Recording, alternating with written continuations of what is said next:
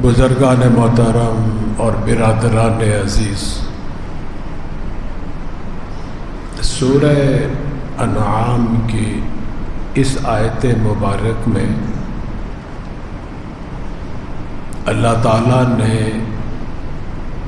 ان نباتات کا ذکر کیا ہے، ان حبوب و ثمرات، پھل میوجات کا ذکر کیا ہے جس میں ایک مالی عبادت کو اللہ نے فرض قرار دیا ہے، واجب قرار دیا ہے، اور پھر اسی آیت کے آخر میں اس کی ادائیگی کا بھی حکم دیا، ادا بھی کرو، وَآتُوا حَقَّهُ يَوْمَ حَصَادِهِ، کہ جس دن کٹائی کرو یا پھلوں کی چنائی کرو اس دن اللہ کا حق بھی ادا کرو۔ اس میں سے اللہ کے اس حق کو عشر کہتے ہیں، نباتات کے اندر جو زمین سے پیداوار حاصل کرتے ہیں آپ۔ اور اس سلسلے میں یہ گوشت گزار کیا جا رہا تھا کہ یہ جو نباتات ہیں جو زمین سے تم پیداوار حاصل کرتے ہیں، اللہ تعالیٰ نے جس اسلوب سے بیان کیا ہے، جس انداز سے بیان کیا ہے، جس عنوان سے اس کا ذکر کیا ہے، آدمی اس پر غور کرے تو اش کر اٹھتا ہے، اور اللہ کا حق ادا کرنا بھی آسان ہو جاتا ہے اس کے لیے۔ اس لیے کہ اللہ تعالیٰ نے ساری نباتات کی نسبت اپنی طرف کی ہے کہ وہ ذات ہے، وہی ذات ہے، صرف وہ ذات بھی نہیں، وَهُوَ الَّذِي، ہوا الَّذِي، دو چیزیں، کہ وہ ہی ذات ہے جس نے یہ نباتات زمین سے پیدا کی۔ اس لیے میں نے عرض کیا تھا کہ مجازی طور بھی انسان نباتات کے بارے میں، یہ پھل میوہ جات، فصل، کھیتی باڑی کے بارے میں نسبت نہیں کر سکتا اپنی طرف، مجازی طور پہ۔ مال اسباب میں تو آپ کرتے ہیں، کر لیں، روپیہ، پیسہ، بنگلہ، کوٹھی، کار جو ہے، جتنے بھی سامان ہے، ساز و سامان ہے، اسباب ہیں، کہہ سکتے ہیں کہ جی یہ میرا ہے، میں نے بنایا ہے، یہ گاڑی میں نے بنائی ہے، یہ مکان میں نے بنایا، کہہ سکتے ہیں ہم مجازی میں۔ اگرچہ اس نسبت کا بھی جو تعلق ہے نا میرے اور آپ کے ساتھ، اللہ والوں کی نظر میں ایسے ہی ہے جیسے بچے گھروندے نہیں بنا لیتے اور کہتے ہیں کہ میرا یہ گھر بن گیا۔ کبھی آپ پکنک پہ گئے ہوں گے بچوں کے ساتھ، دریا پہ گئے ہوں گے سیر کرنے کے لیے، کہ سمندر کے کنارے گئے ہوں گے۔ جب آپ سیر کرنے جاتے ہیں، بچے بھی آپ کے ساتھ ہوتے ہیں، کسی دریا کے کنارے پر، سمندر کے ساحل پر، آپ تو کھانے پکانے میں لگ جاتے ہیں، بچے کھیل کود میں لگ جاتے ہیں۔ بعض بچے وہیں ریت پہ بیٹھ کر، کیونکہ ریت وہ گیلی ہوتی ہے، نمی والی ہوتی ہے، ایک بچہ پاؤں رکھ کے اس کے اوپر ریت ڈالتا ہے، اس کو تھپتا ہے آہستہ آہستہ، پھر ریت ڈالتا ہے، پھر تھپتا ہے، تھپ تھپا کے پھر پاؤں باہر نکال لیتا ہے، کہتا ہے لو میرا مکان بن گیا، میرا مکان بن گیا۔ ایک اور شرارتی بچہ آتا ہے، وہ اس پاؤں مار دیتا ہے، اور وہ ریت کا محل ہوتا ہے، فوراً دھڑام سے گر جاتا ہے۔ جس بچے نے پاؤں رکھ کے تھپ تھپا کے محنت کر کے مکان بنایا تھا، وہ رونے لگ جاتا ہے، اس سے لڑنے لگ جاتا ہے، کیوں میرا مکان گرا ہے، کیوں میرا مکان گرا ہے۔ دونوں میں لڑائی ٹھن جاتی ہے، اور لڑائی ان کے بڑوں تک پہنچ جاتی ہے۔ اب وہ بڑے کہتے ہیں کہ کہاں بنایا مکان تم نے؟ کہ وہ میں نے وہاں بنایا تھا، چلو ہم دیکھتے ہیں جا کر کون سا مکان۔ دیکھتے ہیں تو وہ ریت کا ایک چھوٹا سا ڈھیر ہوتا ہے، کہتے یہ میں نے بنایا. بڑے ہنستے ہیں، مسکراتے ہیں ان کے اس مکان کو دیکھ کے. کہتے بھائی یہ تھوڑا مکان ہے ہمارے، یہاں تو ہم تھوڑی دیر کے لیے آئے، گھنٹہ 2 گھنٹے کے لیے واپس جائیں گے. مکان تو ہمارا بیریا ٹاؤن میں، مکان تو ہمارا بہاولپور DHA میں ہے، لاہور میں ہے، فلاں جگہ ہے، فلاں شہر ہے، وہاں بنگلہ ہے ہمارا، وہاں کوٹھی ہے، وہ مکان ہے ہمارا، وہاں جانا ہے. یہاں تو عارضی طور پہ آئے تھے. تو بڑے ان کو اس کی حقیقت کا پتہ چل گیا کہ یہ تو ایسی کھیل کود کا گھروندہ بنایا تھا.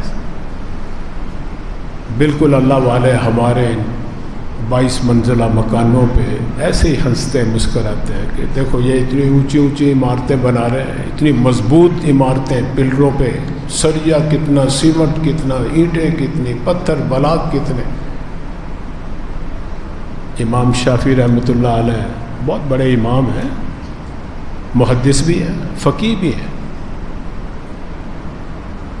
اور اس وقت دنیا کے اندر بہت سے لوگ ان کو فقہ پر چلنے والے بھی ہیں.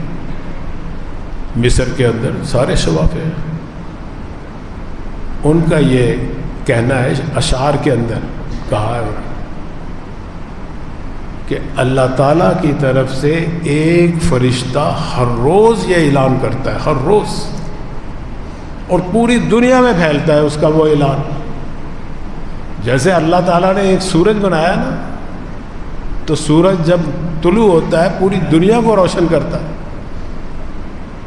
اسی طرح اللہ تعالیٰ نے اس فرشتے کی آواز کے اندر ایسا طاقت رکھی ہے کہ پوری دنیا کے اندر پھیلتی ہے. ہر روز ندا دے، ہر روز اعلان کرتا ہے. کیا اعلان کرتا ہے؟ فرمائے کہ الا یا ساکن القصر المعلا، الا یا ساکن القصر المعلا ستدفن عن قریب فی التراب. او انسان خبردار، سن، کان کھول کر سن. الا حرف تنبیہ ہے، متوجہ کرنے کے لیے. اے انسان، آج تو جتنی بلند و بالا عمارت میں رہ رہا ہے،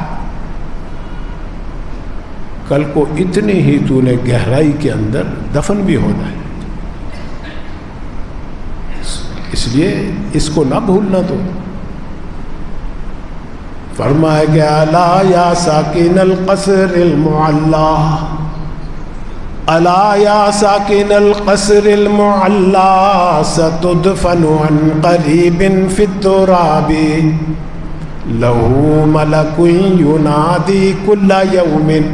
ایک فرشتہ ہر روز ینادی، ندا دیتا، اعلان کرتا ہے. لہ ملک ینادی کل یوم، لہو ملک ینادی کل یوم لطول الموت وابنول الخراب. کیا اعلان کرتا ہے؟ او انسان، یہاں جو پیدا ہوتا ہے وہ مرنے کے لیے پیدا ہوتا ہے، جو یہاں بنتا ہے وہ گرنے کے لیے بنتا ہے. یہ اللہ نے قانون بنا رکھا ہے. اس لیے بھائی یہ جو مجازی طور پہ ہم آپ نسبت کرتے ہیں، ان کی حقیقت بھی کچھ نہیں ہے، وہ بھی سب یہیں دھری کی دھری رہ جائیں گے. اس لیے اللہ تعالیٰ فرماتا ہے قرآن کریم کے اندر کہ بھئی جس چیز کی نسبت نہ حقیقی طور پہ تم اپنی طرف کر سکتے ہو، نہ مجازی طور پہ اپنی طرف، پھر میرا حق اس میں سے دینے میں جان کیوں نکلتی ہے تمہاری؟ کیوں نہیں میرا حق پورا دیتے تم؟ اور پھر یہ جو کھیتی باڑی کا کام ہے،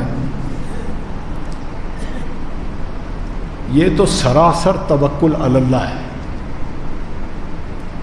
اللہ پہ بھروسہ کرنا پڑتا ہے. آپ کیا کر سکتے ہیں؟ روپے پیسے سے بیج ہی خریدیں گے نا، اور پھر اس کو زمین میں ڈالیں گے آپ. اب وہ بے جان، بے عقل، بے شعور بیج جو جان میں ڈالا ہے، زمین میں جو ڈالا ہے آپ نے، عقل تو کہتی ہے خراب ہو جانا چاہیے. زمین کے اندر انسان کو رکھتے خراب ہو جاتا ہے، ہڈیاں اس کی سڑ گل جاتا ہے، ختم ہو جاتا ہے، ریزہ ریزہ مٹی ہو جاتی ہے۔ عقل کہتی ہے یہ دانہ جو تم نے زمین کے اندر بویا ہے یہ مٹی ہو جانا چاہیے، اس کو کیڑے کھا جانے چاہیے۔